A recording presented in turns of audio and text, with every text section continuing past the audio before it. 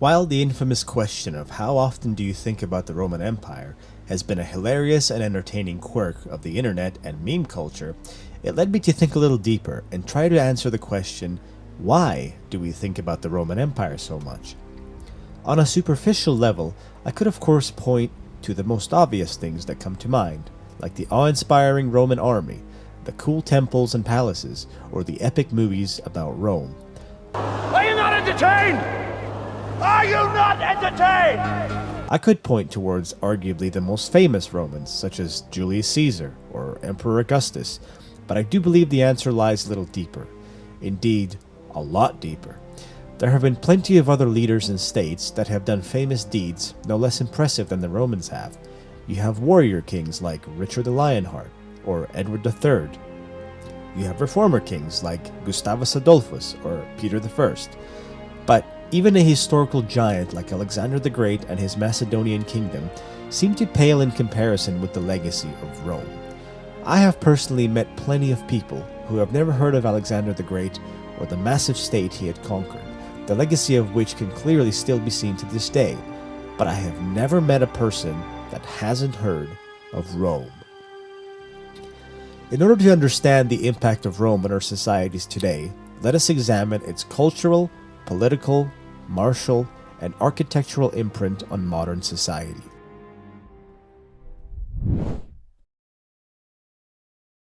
A good place to begin here would be language.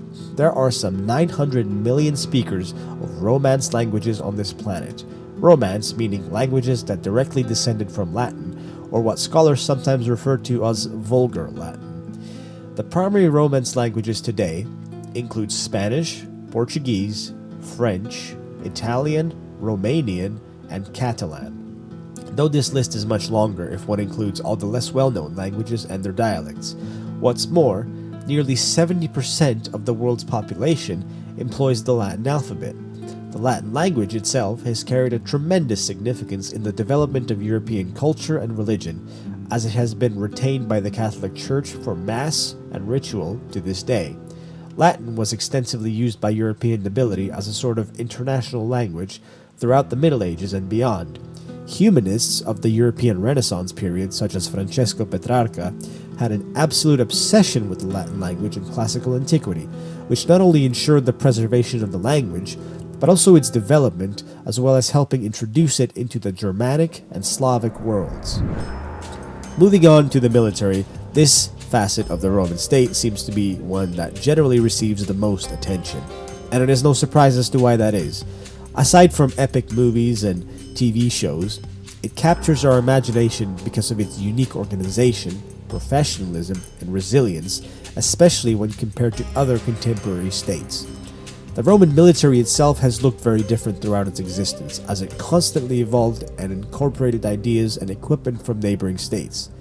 The time period that seems to capture people's imagination the most, however, seems to be between the late Republic and the crisis of the 3rd century. In that time frame, the organization, equipment, and effectiveness of the Roman army were arguably at their peak, and much of its organization and functioning can still be seen in modern militaries. For example, as you can see in modern armies today, the Romans introduced standardization of military equipment and uniforms, provided and paid for by the state.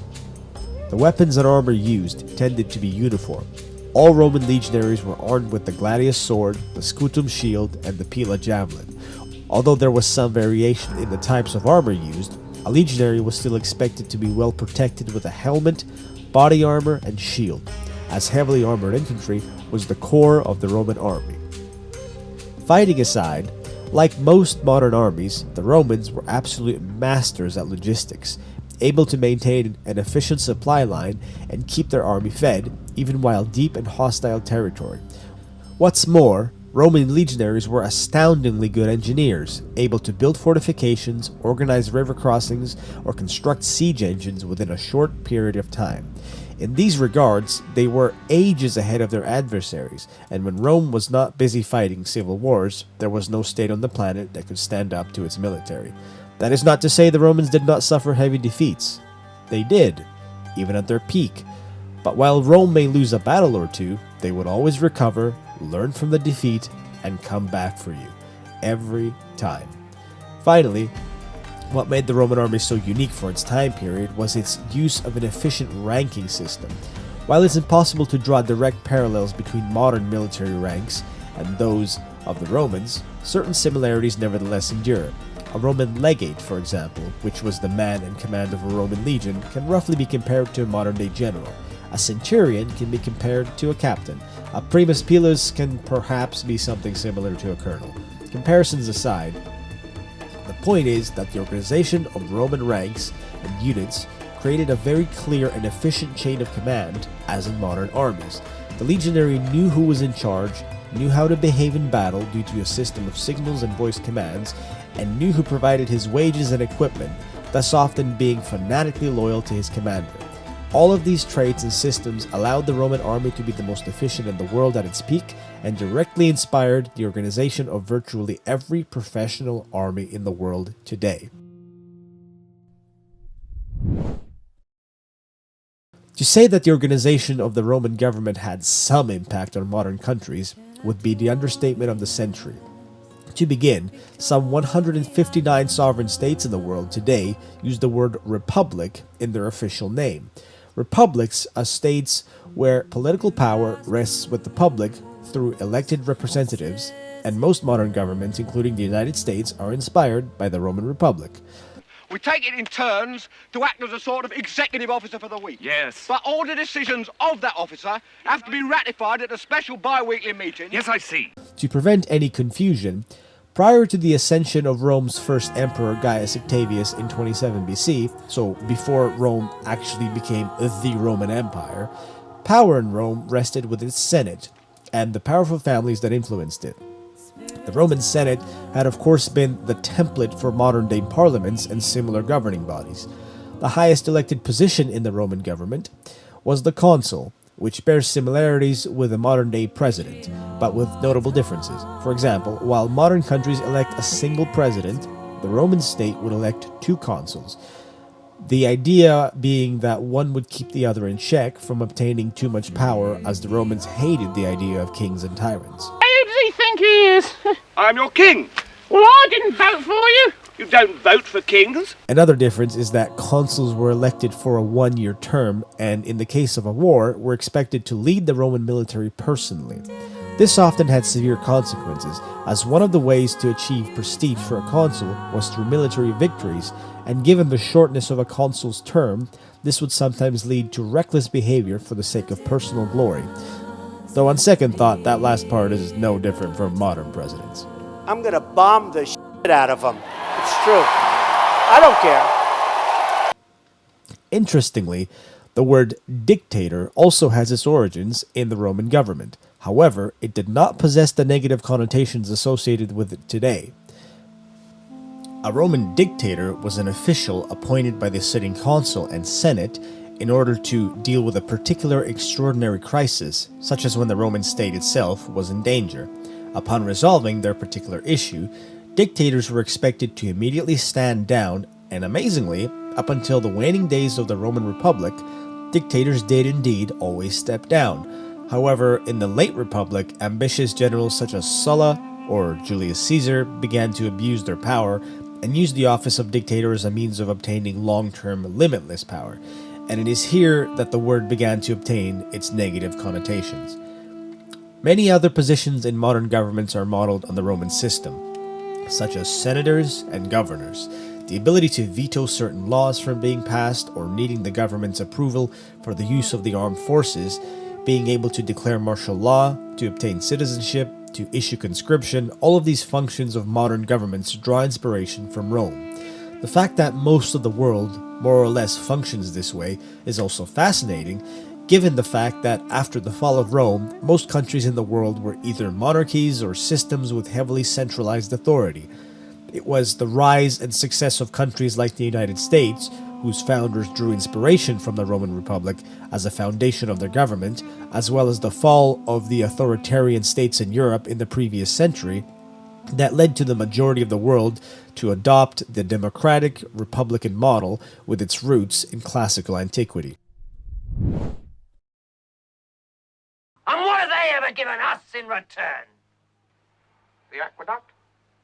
What? The aqueduct? Oh, yeah, they did give us that. The architectural legacy of Rome is of course the most physically interactive thing we have today, and aside from inspiring annoying tourists to pose for pictures in front of historical monuments, we can see its tremendous impact all over the world. One must look no further than the US Capitol building, the White House, the French Arc de Triomphe, or the Brandenburg Gate to see a direct link with Rome.